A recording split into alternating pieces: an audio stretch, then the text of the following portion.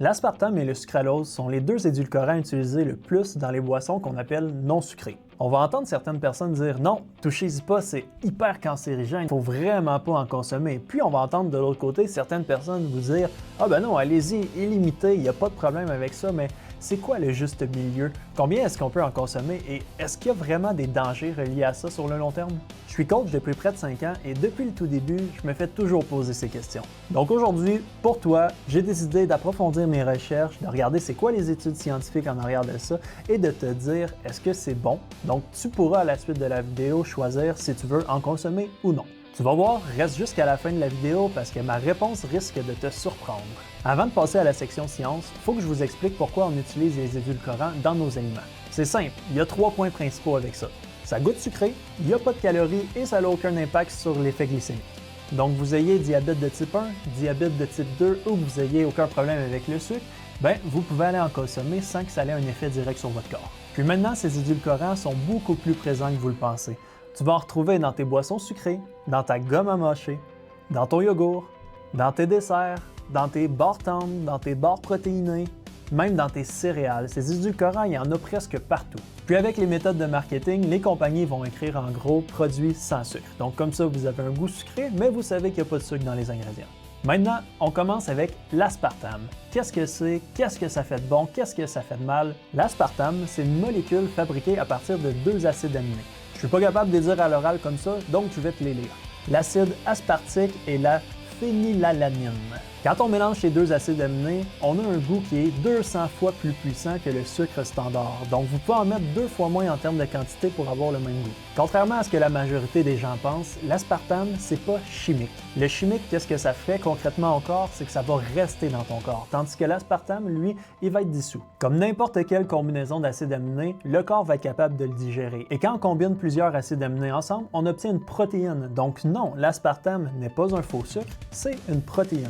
Comme j'ai dit avant, étant donné qu'il n'y a pas de sucre, il n'y a aucun effet direct avec la glycémie. Le questionnement avec l'aspartame, c'est plus côté cancérigène, parce qu'en 2023, l'OMS l'a classé comme potentiellement cancérigène. Pour arriver dans ce risque de potentiellement cancérigène, on parle de boire l'équivalent de 15 à 20 canettes de boissons diète par jour. Et ce risque-là n'est basé sur rien. Parce qu'en réalité, quand on parle d'édulcorants, pour pouvoir faire des tests, on les fait à court terme.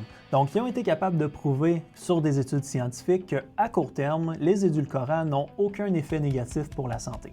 Maintenant, si on regarde à long terme, est-ce qu'il peut avoir un danger? Bien là, on est dans l'inconnu, puis on va toujours être dans l'inconnu. Parce qu'il faudrait faire, ce serait prendre par exemple 100 cobayes, puis leur dire, OK, pendant 20 ans, la seule chose que tu vas boire dans ton quotidien, c'est des boissons sucrées avec de l'aspartame. Là, il faut savoir que la personne boit que ça. Il faudrait qu'elle ait un régime strict, donc aucune triche pour que ce soit uniquement l'aspartame qui soit pris en compte. Puis qu'on puisse faire des prises de sang toutes les années, par exemple, pour voir l'évolution ou voir s'il y a un développement de maladie associée.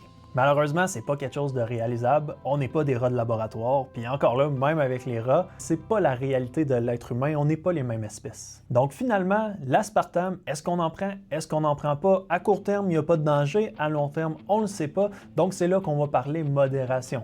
Si vous prenez une canette par semaine, regardez, les risques qu'il arrive quelque chose sont presque nuls. C'est sûr que si vous allez en chercher 15-20 par jour, là, peut-être qu'il peut avoir un danger, mais encore là, on est encore dans le peut-être. Donc, au bout de la ligne, le risque vous appartient. De mon côté, j'en consomme peut-être une fois aux 2-3 semaines, puis j'ai jamais vu d'impact direct négatif sur mon corps. Quand on veut être, par exemple, dans une perte de poids, ça peut être intéressant sur une phase d'aller chercher un produit avec de l'aspartame. Comme ça, on réduit le taux calorique, on n'augmente pas nécessairement les risques de problème, puis tant qu'on y va modérer, pourquoi pas? Maintenant, on va parler du sucralose. Le sucralose, lui, il est surtout présent dans les produits qui sont appelés sportifs. On va en retrouver dans les barres protéinées, dans les protéines en poudre, dans les pré-workouts. Tout ce qu'on va retrouver dans des magasins de suppléments d'entraînement vont potentiellement avoir du sucralose. Pour obtenir du sucralose, ce qu'on va faire, c'est qu'on va prendre du saccharose, qui est un sucre. Donc là, oui, il y a du sucre, mais on va jouer avec les molécules pour en remplacer certaines par une molécule de chlore. En faisant cette transformation, le sucralose devient 600 fois plus fort que le sucre au niveau du goût. Donc on peut en mettre 600 fois moins pour avoir le même goût. Étant donné que ça provient directement du sucre, on a un goût qui est exactement le même au bout de la ligne.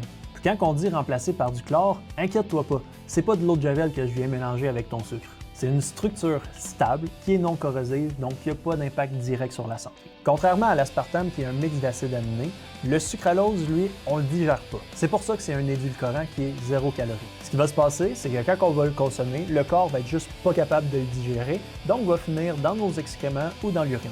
Selon les recherches les plus récentes en termes de glycémie, il y a certaines études qui tendent à montrer qu'il y aurait un léger impact sur la glycémie étant donné qu'il y a du sucre. Donc si le sucre n'est pas complètement combiné avec le chlore, il peut avoir un léger impact. Mais cet impact est tellement petit parce que dites-vous qu'il y a 600 fois moins de sucre que dans un sucre normal. Donc l'effet glycémique est vraiment minime. Où est-ce qu'il y aurait potentiellement le plus de risque de danger? C'est au niveau du microbiote. Des études récentes qui datent de seulement quelques semaines ont montré qu'il y a un impact sur le microbiote. Donc peut-être qu'à une forte dose, il y a un risque associé pour la santé, mais encore une fois, c'est difficile à dire, c'est difficile à prouver. Donc maintenant, aspartame, sucralose, lequel on choisit? Je l'ai déjà expliqué un petit peu, mais on va retrouver principalement l'aspartame dans les boissons, dans les gommes, dans les produits dérivés pour avoir un goût de sucre sans aller chercher de calories.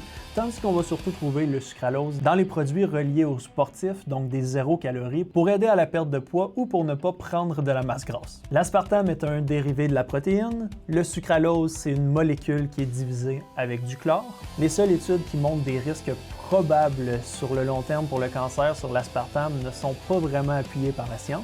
Donc la question qu'il faut réellement se poser, c'est pas est-ce que je peux en prendre ou pas, c'est quelle quantité que je vais prendre. Donc ce que vous devez retenir, c'est que sur le long terme, il peut peut-être avoir des problèmes, donc allez-y modérément. Une fois de temps en temps, c'est pas la fin du monde puis les risques sont presque nuls. Mais si vous en prenez 50 canettes par jour, bien évidemment, peut-être qu'il peut avoir des problèmes rendus là, comme si on a une trop grosse consommation de sucre. C'est pas un produit magique, donc ça ne va pas totalement enlever votre goût d'aller chercher du sucre, vos rages de sucre comme on les appelle, parce que ça n'a aucun lien direct sur la glycémie, donc ça ne va pas enlever cet effet. Mais si vous avez une alimentation assez stable, que vous tenez à pouvoir avoir quelque chose qui a un petit goût sucré, allez en chercher, puis ça ne fait pas trop de mal. Maintenant que j'ai fait un résumé sur le sucralose et l'aspartame, j'aimerais savoir, toi, de ton côté, est-ce que tu en consommes, à quelle quantité, et le plus important, est-ce que tu savais ce que je t'ai dit aujourd'hui ou je viens de te révéler quelque chose qui était totalement nouveau? Dis-le moi directement dans les commentaires et pose-moi d'autres questions s'il y en a. Dis-moi ce que tu en penses puis ça va me faire plaisir de revenir sur ça avec toi.